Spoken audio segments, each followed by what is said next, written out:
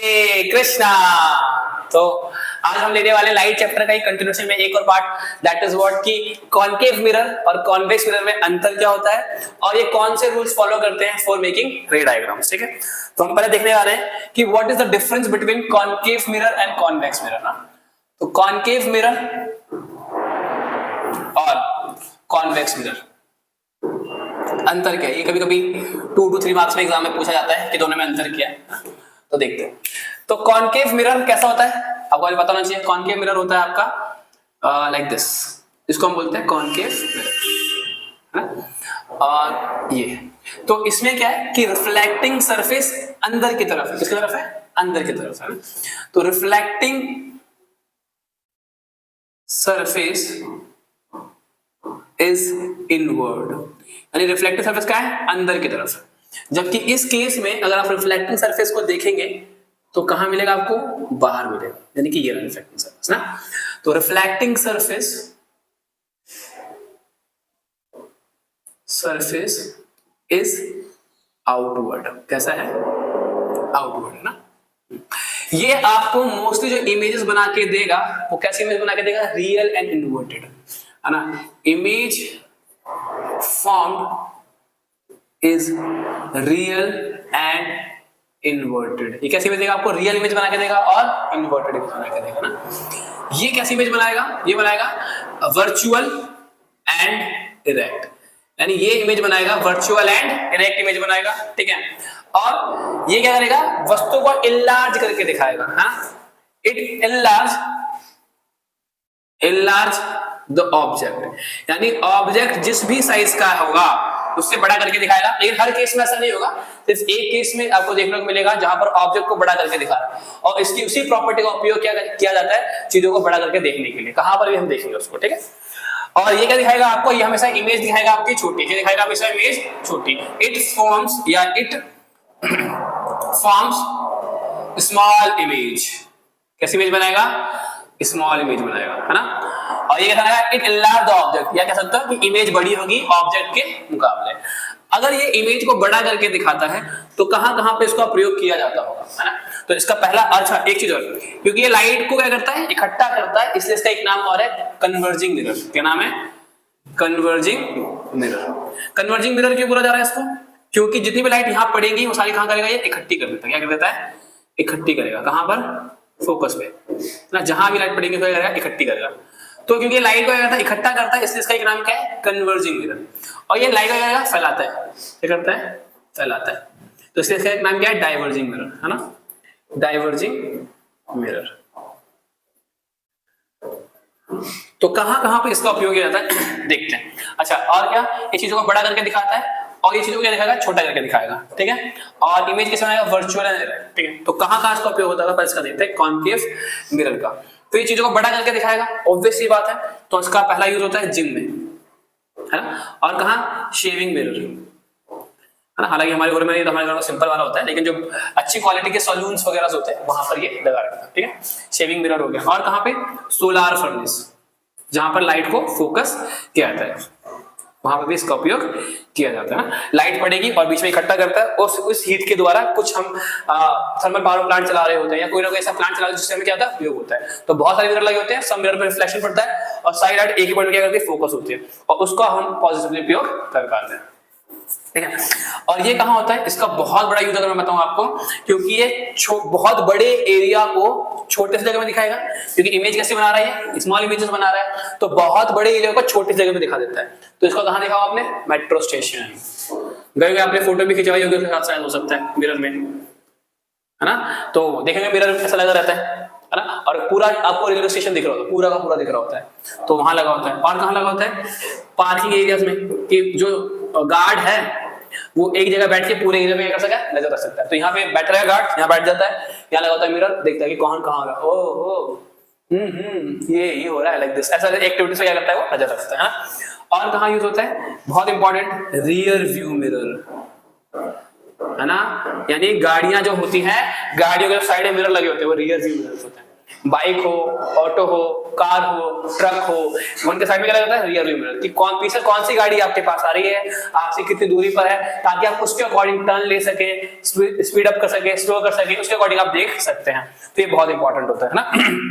तो ये क्या है, डिफरेंस है between concave mirror and convex mirror, ये कहां पे इनका उपयोग होता है और इनमें अंतर क्या क्या है ना। तो वो अभी हमने क्या क्या देखा। अब हम देखेंगे कि जब रेज कॉनकेव या कॉन्वेक्स पे पड़ती है तो वो किस तरीके का रूल फॉलो करते हैं। तो please note it down, the rules for making रे डायग्राम, है ना। तो रूल्स फॉर मेकिंग रे डायग्राम। तो रे डायग्राम बनाने के लिए कौन सा रूल फॉलो किया जाता है। तो इसमें 3 केसेस हैं, तो उन तीनों केसेस को हम क्या करेंगे, देखेंगे। तो बहुत अटेंटिवली देखिएगा चीजों को थोड़ा सा ना। तो पहला रूल है कि व्हेन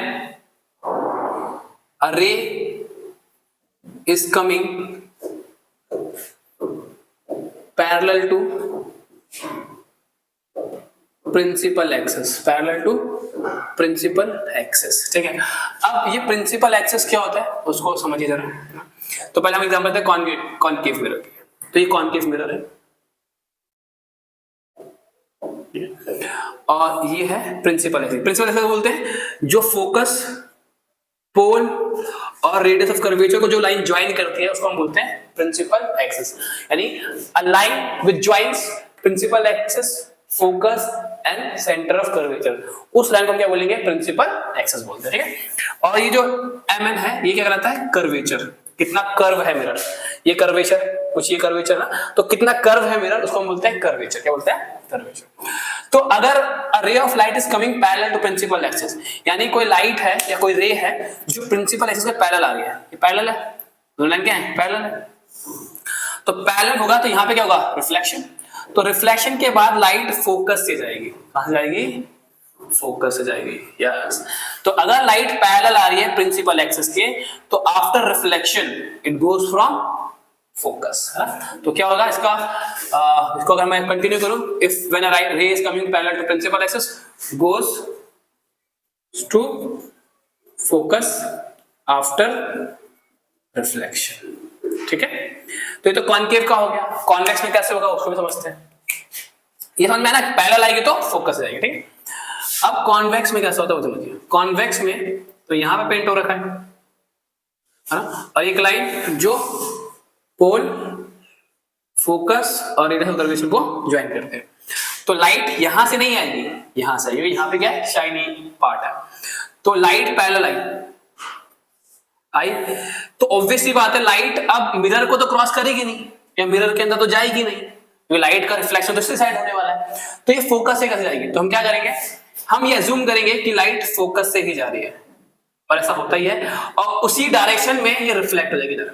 लाइट आएगी और इधर जाएगी, लेकिन इधर भी ये इधर जाएगी, इधर जाएगी, किधर जाएगी, ऐसी लाइन जो फोकस को कंप्लीट करती हो, ऐसी लाइन जो फोकस को कंप्लीट करती हो वहां की तरफ क्या होगा, डॉटेड किया जाएगा। तो हम कहेंगे कि लाइट आ तो पैरेलल रही है, लेकिन जा कहां रही है, फोकस की डायरेक्शन में जा रही है। कहां जा रही है, फोकस की डायरेक्शन में, है ना। सिमिलरली यहां पर भी इसको डॉटेड करेंगे और ये लाइट आपकी चली गई, यानी आई पैरेलल और गई फोकस से, ठीक है ना। क्योंकि ये डाइवर्जिंग इसलिए लाइट को फैला रहा है, ये कन्वर्जिंग इसलिए लाइट को इकट्ठा कर रहा है। तो इस तरह का इमेज बनता है, किसमें है, कॉन्वेक्स में। लेकिन दोनों में प्रिंसिपल सेम है। कैसा प्रिंसिपल सेम है कि अगर लाइट पैरेलल आ रही है तो जाएगी फोकस से, लाइट पैरेलल आ रही है तो जाएगी फोकस से, ठीक है। ये हो गया पहला रूल। दूसरा रूल क्या है, अच्छा दूसरा रूल है when a ray is coming from focus, है ना। लाइट कहां से आ रही है, फोकस से आ रही है, तो क्या होगा वो देखते हैं। तो ये हो गया आपका कॉनकेव मिरर आपका, है ना। तो ये फोकस है आपका और ये क्या है, रेडियस ऑफ कर्वेचर।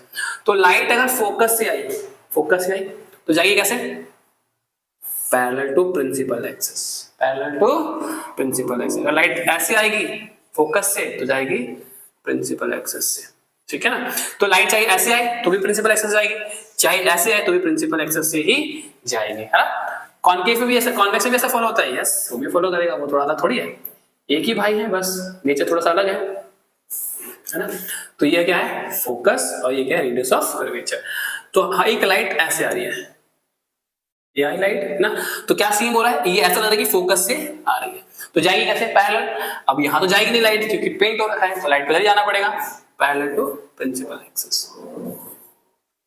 डायग्राम को थोड़ा सा अच्छे से बनाइएगा आप लोग, हाँ मैं भी अच्छे से ही बनाऊंगा दिस ना। और यहां से भी लाइट आएगी पैरेलल तो जाएगी, सही फोकस से आएगी तो जाएगी पैरेलल, और ये रे जो एरोज है लगाना मत भूलना, ठीक है। तो फोकस से आ रही है और पैरेलल ही जा रही है, फोकस से आ रही है और पैरेलल ही जा रही है, ठीक है। तो when a ray is coming from focus, focus से आ रही होगी तो कहां जाएगी, goes through parallel to principal axis, principal axis, ठीक है, समझ में आया आपको। तो ये सेकंड रूल था। Now the third rule, and centre of curvature, centre of curvature से आप लाइट आ रही है, तो अगर सेंटर ऑफ कर्वेचर से आएगी तो कैसे जाएगी, क्या होगा उसका नीचे देखते हैं। तो कॉनकेव के लिए पहले हम देखेंगे डायग्राम। तो कॉनकेव के डायग्राम क्या है, ये है आपका एफ, ये है आपका सी, है ना। ओके थोड़ा सा उसको पास कर देते हैं। तो ये है आपका एफ और ये है आपका सी। तो अगर लाइट आपकी सी से आई है, रेडियस ऑफ कर्वेचर से आ रही है, सी से आएगी तो सी से ही जाएगी, सी से आएगी तो सी से ही जाएगी, ठीक है। कॉन्वेक्स में भी ऐसा होगा, यस कॉन्वेक्स में भी ऐसा ही होगा। कैसे होगा देखिए, तो ये एफ आपका और ये सी आपका, तो लाइट आ रही है सी की तरफ, ठीक है। तो ऐसे अगर आ रही है तो ऐसे ही जाएंगे, ठीक है ना, coming from C going from C, ठीक है। तो after reflection goes to centre of curvature, है ना।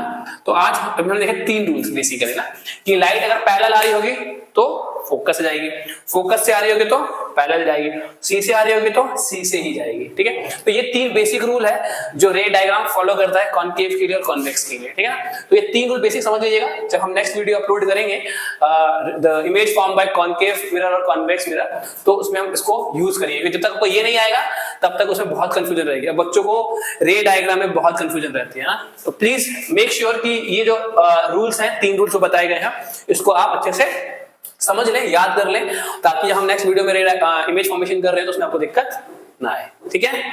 Thank you, Hare Krishna.